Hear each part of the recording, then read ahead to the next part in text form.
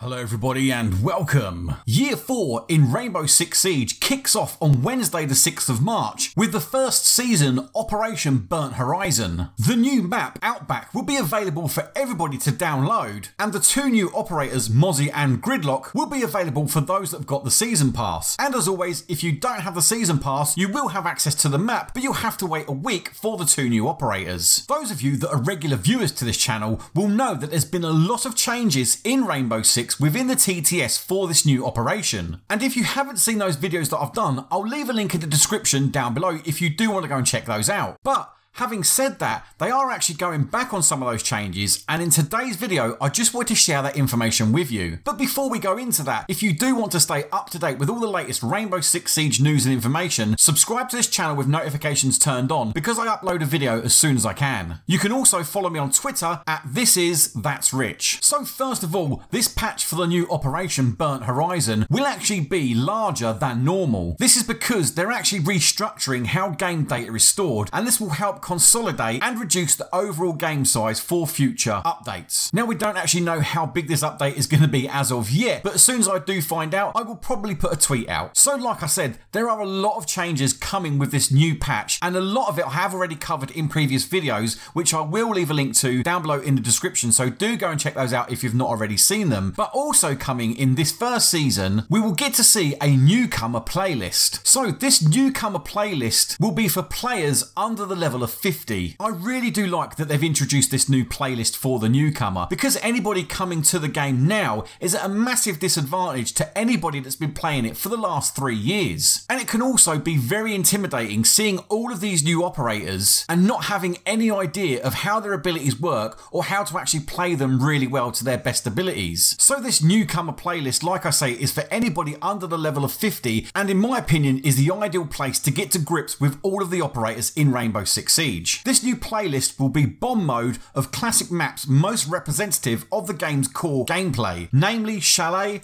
Bank and Consulate. Attackers will vote for a team spawning point, while on the defender's side, the bomb sites will be automatically pre-selected by the game. This feature will now also be available in the casual playlist, so you'll be able to select where you actually spawn, and defenders will know the site they're defending before you actually pick your operators. Which is something should have been in the game a long time ago, because we all know we'd pick a certain defender and then we'd be defending a spot where that defender is absolutely useless, Mirror for example. So now that will be eradicated because you're going to know where you're defending before you pick your operator. Now the only thing with this, and I'm sure this is going to happen, is of course Smurf accounts. People could be setting up Smurf accounts just to get into this new playlist, and I really do hope it doesn't happen too much, because it could potentially put a lot of new people off of the game going into this Newcomer playlist and getting absolutely wrecked by a Smurf account. So hopefully it doesn't affect it too bad. The action phase has also changed and will now last for 3 minutes and 30 seconds. And lastly for this bit, in ranked we will see the minimum level raised up to 30. Again, another video that I've covered and will be a link in the description down below is the new Elite set coming for Operation Burnt Horizon, and this is going to be for Hibana. It's a really nice looking Elite set, but not personally to my taste, so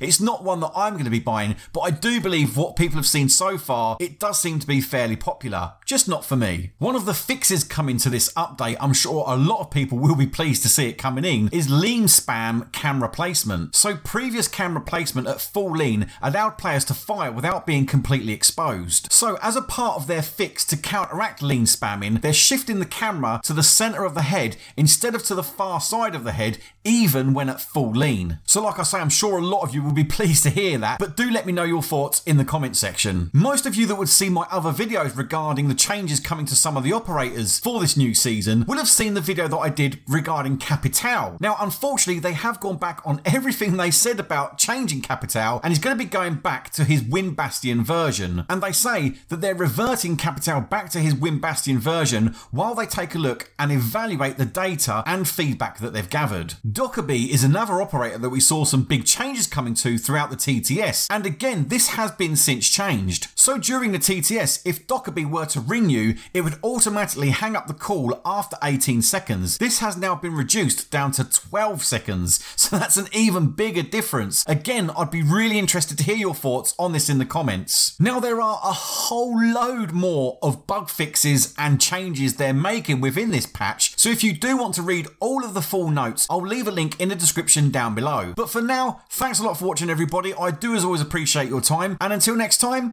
goodbye.